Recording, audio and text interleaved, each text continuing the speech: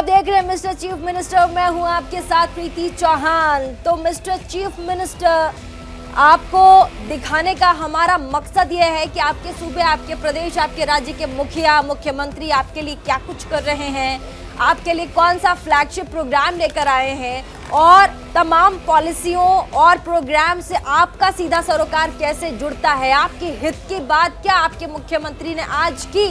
इसीलिए ये प्रोग्राम दिखाने का हमारा मकसद सिर्फ इतना है ताकि आप अपने सूबे के मुख्यमंत्री के बारे में अच्छे से जान लें। तो आज के मिस्टर चीफ मिनिस्टर प्रोग्राम में शुरुआत करेंगे मुख्यमंत्री योगी आदित्यनाथ के साथ।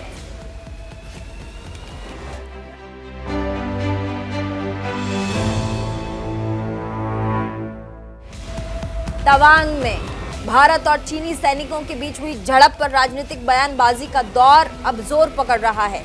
बीजेपी शासित राज्यों के मुख्यमंत्री नेता कांग्रेस के साथी राहुल गांधी के उस बयान को लेकर के उन पर जमकर हमला बोल रहे हैं, जिसमें राहुल गांधी ने मोदी सरकार पर निशाना साधा है। चीन हमारे जवानों को पीट रहा है और अब हम इस मामले में यूपी के मुख्यमंत्री योगी आदित्यनाथ राहुल गांधी की भी निंदा करते नजर आए। मुख्यमंत्री योगी ने कहा कि राहुल गांधी का बयान अमर्यादित, बचकानी, राष्ट्र विरोधी तत्वों को प्रेरित करने वाली है, अंतर्राष्ट्रीय स्तर पर भारत और भारतीय सेना को अपमानित करने वाला है। वो राहुल गांधी के बयान की निंदा करते हैं। इसके साथ ही मुख्यमंत्री योगी आदित्यनाथ ने ये मांग भी की है कि राहुल गांधी अपने विवादित बयान पर देश की जनता और देश के वीर जवानों से माफी मांगे। बता दें कि बीजेपी ने राहुल गांधी पर देश में भ्रम फैलाने, सैनिकों का मनोबल गिराने की कोशिश का आरोप लगाया है। कांग्रेस पार्टी के वरिष्ठ नेता पूर्व अध्यक्ष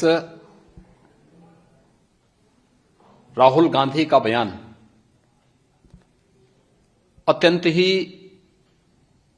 अमर्यादित, बचकाना और राष्ट्र विरोधी तत्वों को प्रेरित करने वाला, अंतर्राष्ट्रीय स्तर पर भारत और भारत की बहादुर सेना को अपमानित करने वाला है।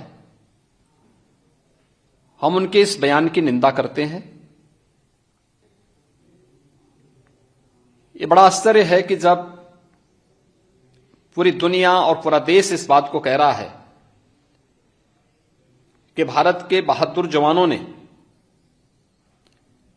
घुसपैठियों के कृत्यों को जहां नाकाम किया, वहीं साथ ही साथ भारत के उन बहादुर जवानों के शौर्य और पराक्रम का सम्मान करने की बजाय उन्हें कटघरे में खड़ा करना, मुझे लगता है कि यह कोई भी भारतीय स्वीकार नहीं करेगा। और ये पहली बार नहीं हुआ है। इससे पहले डोकलाम में भी जब घुसपैठ हुई थी, उस समय भी भारत के जवानों के शौर्य और पराक्रम का सम्मान करने की बजाय उस समय भी कांग्रेस पार्टी और श्री राहुल गांधी का एक चरित्र जग जाहिर था।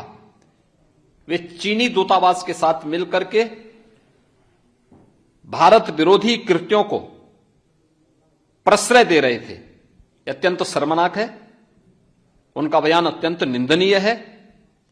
जब भी देश के सामने कोई चुनौती आती है, कोई संकट आता है, इनका यह चरित्र पूरा देश इसी रूप में देखता है।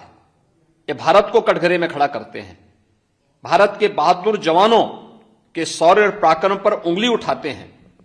हम कांग्रेस और राहुल गांधी की इस सोच की निंदा करते हैं और उनसे ये मांग करते हैं कि वह देश की और देश की जनता से, देश के बहादुर जवानों से माफी मांगे और देश को ये बार बार कटघरे में खड़ा करने की अपनी बचकाना और अमर्यादित आचरण से वह, मुझे लगता है कि उनको बचना चाहिए। तो वहीं दूसरी तरफ मध्य प्रदेश के मुख्यमंत्री शिवराज सिंह चौहान ने तवांग झड़प पर आपत्तिजनक बयान देने को लेकर के राहुल गांधी को आड़े हाथों लिया। शिवराज ने राहुल पर हमला बोलते हुए कहा कि राहुल कुछ भी बोलने से पहले 1962 याद कर लें, जब राजीव गांधी प्रधानमंत्री थे। तब औने पौने देश भी भारत को आंख दिखाते थे, लेकिन आज का भारत 1962 वाला भारत नहीं है। ये सर्जिकल स्ट्राइक वाला भारत है जो कि पलटवार करता है। और आज भारत के प्रधानमंत्री नरेंद्र मोदी हैं, जिनके नेतृत्व में वैभवशाली, गौरवशाली, संपन्न, समृद्ध, शक्तिशाली भारत का निर्माण हो रहा है। और अब भारत की तरफ कोई भी आंख उठाकर नहीं देख सकता।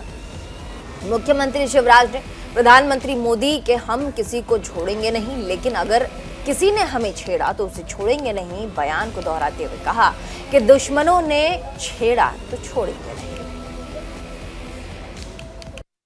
नहीं। से अरे भाई कौन है यार? पहले पूछना चाहता हूँ, 1962 भी याद कर लो राहुल गांधी, तब देश की हालत क्या थी? चीन ने कितने भूभाग पर कब्जा किया था? जब राजीव जी प्रधानमंत्री थे तो पिद्दी पिद्दी से देश हमें डराते थे।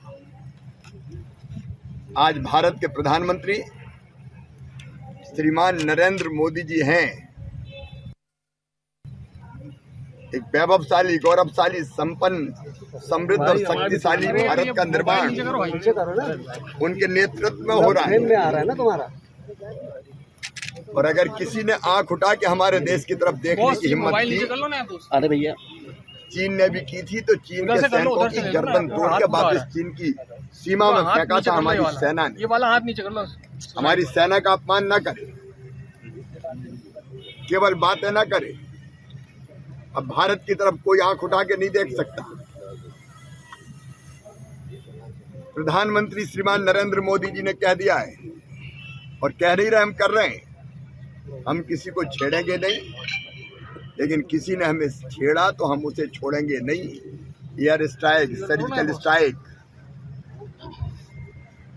सारी दुनिया देख रही है।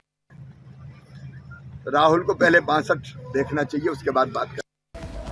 उधर बीजेपी नेताओं की तरफ से राहुल गांधी पर हो रहे हमलों के बीच हिमाचल प्रदेश के मुख्यमंत्री सुखविंदर सिंह सुक्खू ने राहुल गांधी का बचाव किया और बीजेपी पर पलटवार किया।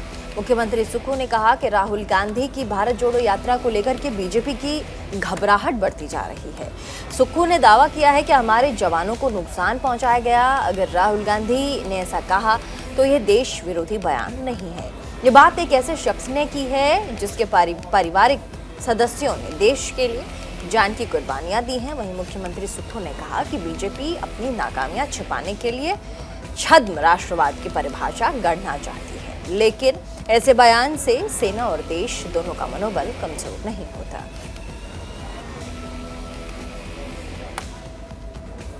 ये सिर्फ ध्यान बांटने के लिए इस प्रकार के बयान दिए जाते हैं और उनको राहुल गांधी जी की जो भारत जोड़ो यात्रा है उससे घबराहट पैदा हो चुकी है। उस घबराहट के तहत पूरे देश में जो उनको भारत यात्रा में जो लोग जुड़ रहे हैं उस दृष्टिकोण से इस प्रकार के बयान देते हैं। सैनिकों को, अगर हिंदुस्तान के सैनिकों को नुकसान पहुंचाया है, अगर उन्होंने इस बात को किया तो इसमें एंटी नेशनल क्या हो गया? कोई ऐसी चीज बताइए कि एंटी नेशनल की। और उस व्यक्ति ने बयान दिया जिसके देश के 2 प्रधानमंत्रियों ने इस देश की एकता और अखंडता के लिए बलिदान दिया। इंदिरा गांधी को 36 गोलियां लगी थी, चौखट से बाहर आई तो सिर्फ क्या निकला, जय हिंद। उनसे आप देशभक्ति की परिभाषा पूछ रहे हो। पिता राजनीति में नहीं आना चाहते थे, पायलट थे। राहुल गांधी जी के पिता पायलट थे ना, राजनीति में नहीं आना चाहते थे। कांग्रेस जनों ने इस देश की एकता और अखंडता के लिए अनुरोध किया, वो आए। 5 साल बाद उन्हें भी बम से उड़ा दिया गया। तो इस दृष्टि से अगर उन पर टिप्पणी करते हैं, ठीक है, आप की सरकार की नाकामी है उसे छुपाने के लिए आप छद्म राष्ट्रवाद की परिभाषा गढ़ना चाहते हैं, वो गढ़ी है, आपकी राजनीति हो सकती है। लेकिन मेरा ये मानना है कि इस प्रकार के बयान से देश भी कमजोर होता है और सेना का मनोबल भी कमजोर होता है, जो भारतीय जनता पार्टी के नेता देते हैं। और राजस्थान की कांग्रेस सरकार अपने शासनकाल के 4 साल पूरे होने पर जश्न मना रही है, तो वहीं प्रदेश के लोगों को अपनी उपलब्धियां भी बता रही है। इस कड़ी में जयपुर में मुख्यमंत्री अशोक गहलोत ने प्रदेश सरकार के 4 साल पूरे होने पर जवाहर कला केंद्र में राज्य स्तरीय प्रदर्शनी का उद्घाटन किया। मुख्यमंत्री अशोक गहलोत ने कहा कि सरकार ने अपने 4 साल के कार्यकाल में काम में कोई कमी नहीं रखी है और एक से बढ़कर एक काम किए। मुख्यमंत्री ने अपनी महत्वाकांक्षी योजनाओं का जिक्र किया और कहा कि राज्य सरकार ने अपनी योजनाओं में हर परिवार, हर वर्ग का ध्यान रखा। मुख्यमंत्री गहलोत ने आगे कहा कि 4 साल में जनता में सरकार के खिलाफ कोई भी माहौल नहीं है। उन्होंने कहा कि पहला मौका है कि 4 साल के कार्यकाल के बाद भी राज्य सरकार के खिलाफ कोई भी माहौल नहीं है। इससे बड़ी उपलब्धि क्या होगी राज्य सरकार की। यहाँ पर मुख्यमंत्री ने राजस्थान सरकार की उपलब्धियां गिनाते हुए कई सरकारी योजनाओं का जिक्र किया। साथ ही मुख्यमंत्री ने महिलाओं के लिए उड़ान योजना के जरिए मिलने वाली सुविधाओं का भी जिक्र किया है।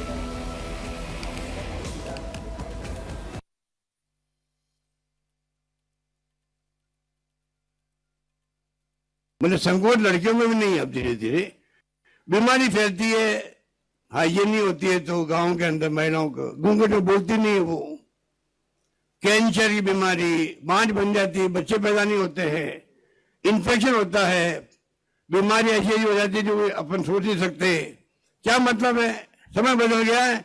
उड़ान योजना नाम दिया हम लोगों ने। 12 नैपकिन 800 करोड़ रुपए सरकार खर्च करेगी, 800 करोड़ रुपए खर्च करेगी और हर घर के अंदर 12 नैपकिन पहुंचेंगे, प्रति माह पहुंचेंगे आंगनबाड़ियों के माध्यम से। देखिए महिलाएं ताली बजा रही, जोरदार ताली बजा रही है। समझ गए सब लोग, क्या संकोच करना है, ये तो ईश्वर की देन है, वो तो मान स्वीकार करना पड़ेगा हमें। तो ये इस प्रकार का जो मामला है, मैं समझता हूं सरकार ने कई कदम उठाए हैं। आज हमारे 17 तारीख से 4 साल पूरे हुए हैं। हमने बहुत कमी नहीं रखी है, एक से बढ़ के एक काम किए हैं। पूरे देश में चर्चाएं आपकी स्कीम की, ये मैं कह सकता हूं आपको। राहुल गांधी जी खुद ने कल भी मीटिंग बोला है कि मीटिंग में हमारी योजना के नाम लेते हैं। ERCP सहित जो धोखा दिया हमारे साथ में, हमारे यहाँ के मंत्री धोखा दे रहे हैं। जो मंत्री, पानी के मंत्री राजस्थान के हैं, उजाले लोग भ्रम में हैं। अरे तुम 16 योजनाएं राष्ट्रीय परियोजनाएं हैं, 13 जिले के पीने के पानी का मामला है, सिंचाई का मामला, और जयपुर भी आता है उसके अंदर। दौसा तो बहुत भयंकर तकलीफ में है पीने के पानी को लेके। करौली, धौलपुर, भरतपुर, अलवर बहुत भयंकर संकट में है, माधोपुर है, टोंक है, सब जिलों में तकलीफ है, अजमेर तक भी। योजना बीजेपी राज्य बनी हुई है, हम आगे बढ़ा रहे हैं। अब मैं क्या बंद कर दो, ये धोखा नहीं हुआ, बंद कर दो। ये कहने की हिम्मत कैसे हो गई। पानी पीने का सब्जेक्ट राज्यों का होता है। हमने 9,500 करोड़ रुपए रख दिए हैं प्रोविजन। जब तक सरकार, केंद्र सरकार नहीं माने, वादा प्रधानमंत्री जी ने निभाए राष्ट्रीय परियोजना का, तब तक हम उसको आगे बढ़ाएंगे, काम रुकेगा नहीं। 9,500 मैंने रख दिए अलग से, उसके लिए प्रोविजन कर दिया। तो मैं आपको एग्जाम्पल दे रहा हूं कि काम जो हमने किए, एक से बढ़ के एक किए, एक एक चीज का ध्यान रखा है। कोई वर्ग ऐसा नहीं है राजस्थान में, या कोई परिवार भी शायद नहीं होगा, क्योंकि हमने बिजली का जो 50 यूनिट फ्री करी है और 300 तक रेट कम कर दी। 46 लाख लोगों को बिजली का बिल 0 आ रहा है, निःशुल्क आ रहा है। 46 लाख लोगों को,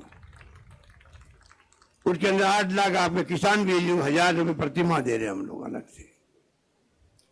तो कितने में बातें गिनूं, वो कम पड़ेगी आपके। इसलिए मैं कहना चाहूंगा कि हर परिवार का हमने ध्यान रखा है।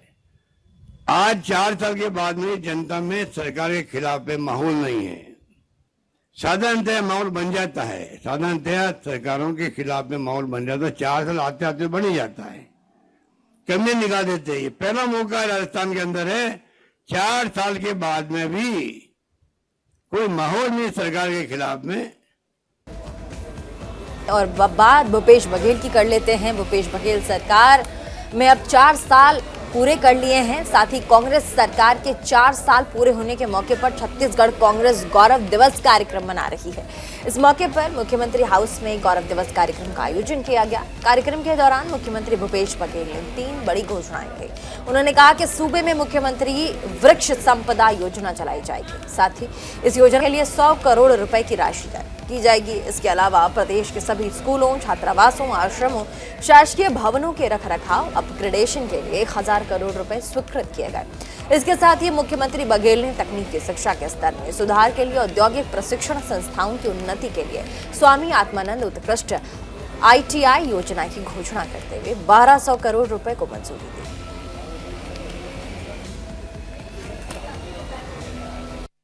ये छत्तीसगढ़ है वो किसानों का प्रदेश है, इसीलिए धान का कटोरा कहा जाता है।